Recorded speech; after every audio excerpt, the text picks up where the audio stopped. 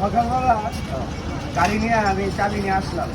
আসার পর আমি সর্বপ্রথম গাড়িটাকে চেক দিব যে চারটার চাকা এবং গাড়ির কোনো জায়গায় বসা মাজা আছে কিনা, পুরোটা গাড়িকে আমি চেক দিলাম। যদি ফাঁকা ফাঁকা থাকে তাহলে গাড়িকে ফিটনেস দিই।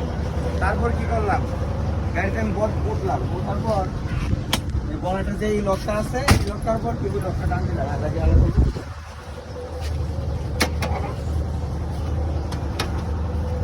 এই লকটা তো খুললাম, পারলে এটা খোলার আগে নিচে একটু তাকাবো গাড়ি যে কোনো ইঞ্জিনের কোনো ইঞ্জিন অয়েল পড়ছে কিনা, কিংবা পানি ওই যে ওয়াটার পাম্প বলছি ওইটা মাঝে মাঝে ফাইটা যায়, ওইটার সাইড দিয়ে লিক হয়ে যায়। কিছুদিন আগে লিক হয়েছিল, যে কোনো পানি পড়ে গেছে কিনা।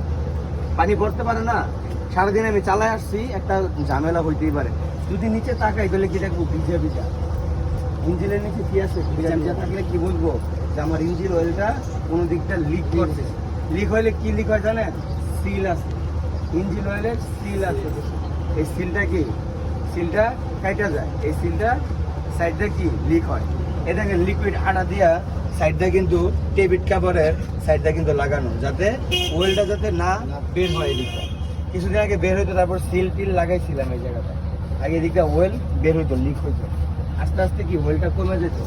তো বলছি যে ডিবিস্টিকে এই কাঠিটার নাম কি ডিবিস্টিক। যখন দেখবো যে ফুল আছে, ফুল এফ পর্যন্ত, মাঝে মাঝে যদি কমা যায় তাহলে কি বুঝবো যে আমার যে কোনো একদিকটা ইঞ্জিন অয়েলটা পড়ে।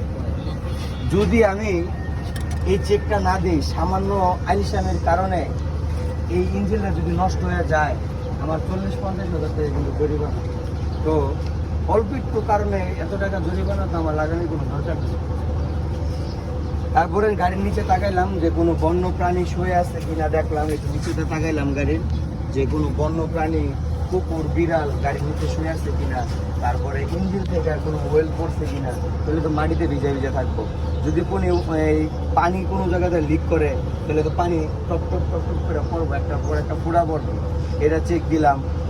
গাড়ির কি করছি, আরও পুরাটা গাড়ি চেক দিচ্ছি, কোনো চাকা ভাঙছে কিনা, কোনো চাকার ব্রেক অয়েল কোনো ভেঙা পড়ে রয়েছে কিনা, স্টারিং অয়েল চেক দিচ্ছি, ব্রেক অয়েল চেক দিচ্ছি, পানিটা চেক দিলাম।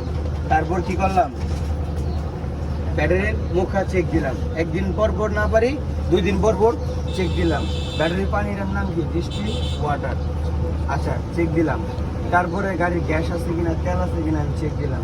চেক দিয়ে সম্পূর্ণভাবে পরিপূর্ণ হয়ে তারপর কি আমি গাড়িটা স্টার্ট দিয়ে আমি গাড়িটা নিয়ে দিয়েছি।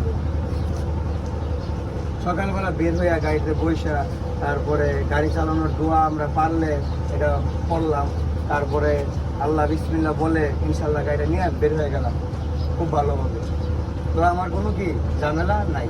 তো রাস্তার মধ্যে আমি যদি ঝামেলায় না পড়তে চাই, আমার এগুলো মেনে তারপরে কি গাড়ি চালাতে হবে।